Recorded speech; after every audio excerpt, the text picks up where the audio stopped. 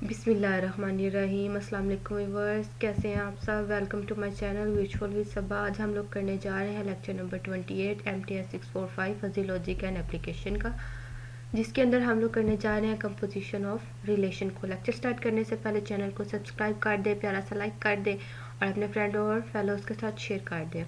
चलिए lecture start करते हैं। कंपोजिशन ऑफ रिलेशन हमारे पास क्या चीज़ होती है। Let R and S be a fuzzy relation in U cross V and V cross W। कह रहे हैं कि R और S भी हमारे पास एक फजी रिलेशन है। फजी रिलेशन क्या होते हैं कि हमारे पास कोई भी सेट हो, अगर हम उसका बाइनरी रिलेशन लेते हैं दूसरे फजी सेट के साथ, तो वो हमारे पास क्या बन जाएगा, फजी रिलेशन बन जाएगा। तो R किसके अंदर, R के जो फजी रिलेशन है वो हमारे पास है U cross V and S का जो फजी रिलेशन है वो हमारे पास है V cross W respectively and let del be a T Nom.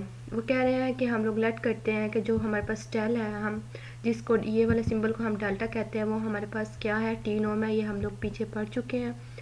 The composition of R dot S of R and S with respect to delta is the fuzzy relation on U cross W with membership function.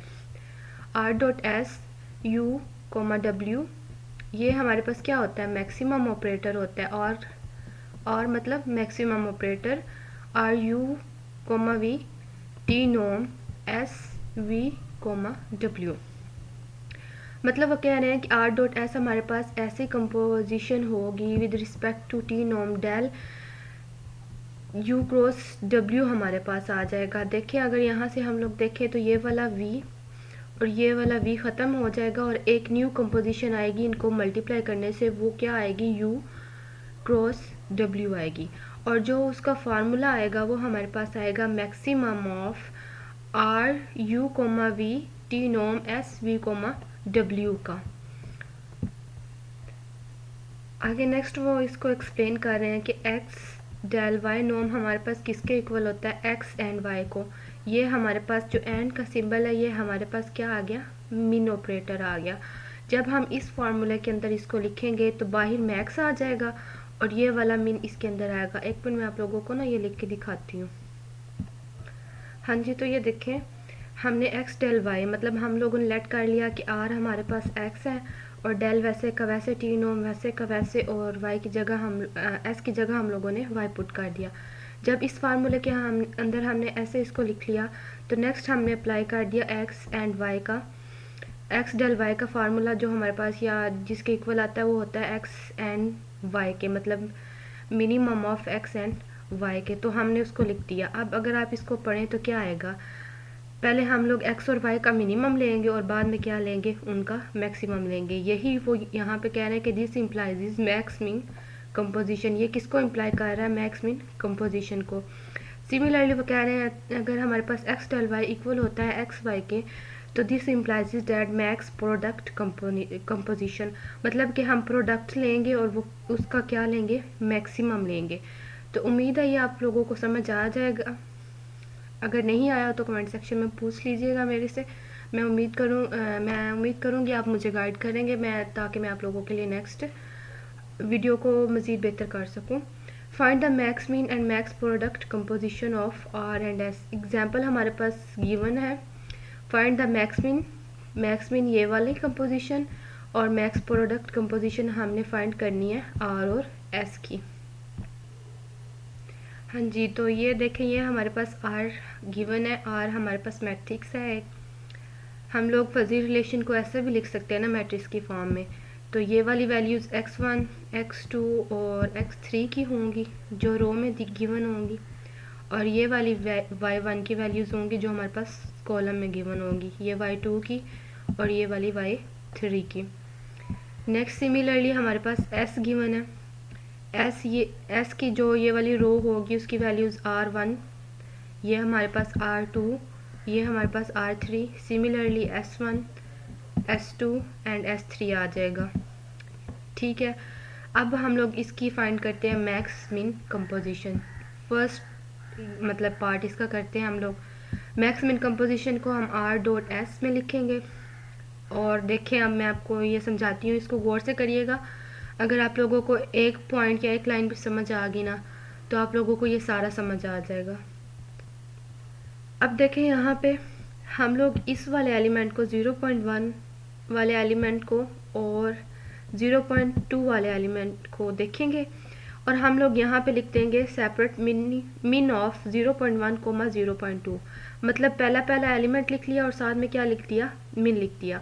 Similarly जब हम अगर ये concept use करें, हम लोग matrix 6 वाला 10 class में हमने पढ़े थे। नेक्स्ट फर्दर बीएससी या एफएससी में भी हमने ये मैट्रिक्स की मल्टीप्लिकेशन को पढ़ा था, वही यहाँ पे यूज़ हो रहा है। सेकेंड एलिमेंट को सेकेंड एलिमेंट के साथ लिखेंगे, लेकिन यहाँ पे मल्टीप्लाई नहीं करेंगे। यहाँ पे क्या लिखेंगे, minimum of second element of first matrix and second element of second matrix, वो हमने लिख दिया। सिमिलरली हम लोग यहाँ पे मिनिमम लिखेंगे और अब हम लोग लिखेंगे इसका थर्ड एलिमेंट और इसका थर्ड एलिमेंट, वो हम लोगों ने यहाँ पे देखे लिख दिया। अब अगर हम लोग देखें कि हम लोगों ने इनका मिनिमम लेना है ना, मैक्स मिन प्रोडक्ट है, तो पहले हम लोग लेंगे मिनिमम। तो हम लोग इसका मिनिमम लेंगे तो देखें 0.1 और 0.2 के अंदर मिनिमम क्या चीज़ है, 0.1 मिनिमम है, हमने उसको लिख दिया।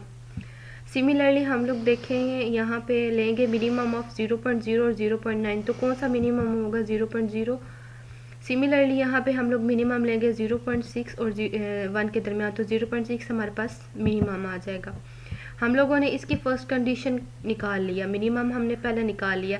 आप लोग इसको ऐसे याद रख सकते हैं कि मैक्स मिन कंपोजिशन लिख रहे हैं तो कंपोजिशन का हम लोगों ने कंपोजिशन के साथ मिनिमम आ रहा, तो पहले हम लोग मिनिमम वाली कंडीशन इसकी यूज़ करेंगे। अब जब हम लोगों ने यहाँ पे मिनिमम वैल्यूज़ निकाल ली हुई हैं इसकी, वो हमारे पास आई हैं 0.1, 0.0 एंड 0.6। तो अब हम लोगों ने इसकी मैक्सिमम कंडीशन को यूज़ करना है, हमने इसका मैक्सिमम लेना है। तो 0.1, 0.0 और 0.6 के अंदर मैक्सिमम वैल्यू क्या आ रही है हमारे पास, 0.6। तो यहाँ पे जो कंपोजिशन में पहला एलिमेंट आएगा वो हमारे पास आएगा 0.6। सिमिलरली हम इसके सेकंड एलिमेंट के लिए यही स्टेप रिपीट करेंगे जो हमने फर्स्ट के लिए किए थे। क्या करेंगे, इस वाली रो को इस सेकंड वाले कॉलम के साथ कंपेयर करेंगे। हम लोग लिखेंगे मिनिमम, इसका जो एलिमेंट होगा फर्स्ट 0.1 और इसका एलिमेंट 0.5।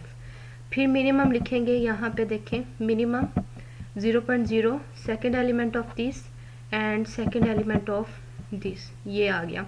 सिमिलरली हम लोग 0.6 लिखेंगे मिनिमम और मिनिमम 0.4। अब इनके अंदर से मिनिमम वैल्यूज़ हम लोग पिक करके सेपरेट लिख लेंगे। 0.1, 0.5 में से मिनिमम 0.1, इसमें से मिनिमम 0 और इसमें से मिनिमम 0.5। अब इस वाली वैल्यू के अंदर से हम लोगों ने मैक्सिमम लेना है। तो 0.1 में से मैक्सिमम 0.5, 0.0, 0.5 में मैक्सिमम क्या आ रहा है, 0.5। तो यहाँ पे हमारे पास मैक्सिमम आ गया 0.5, तो हमने यहाँ पे इसको पुट कर लिया। सिमिलरली यही स्टेप फॉलो करते हुए हम ये सारी वैल्यूज़ निकालेंगे। सिर्फ आप लोगों ने जो मैट्रिक मल्टीप्लिकेशन है वो वाला फार्मूला यूज़ करना है, लेकिन यहाँ पे आप लोगों ने मल्टीप्लाई नहीं करना, बल्कि उन दोनों एलिमेंट्स का मिनिमम लेना है।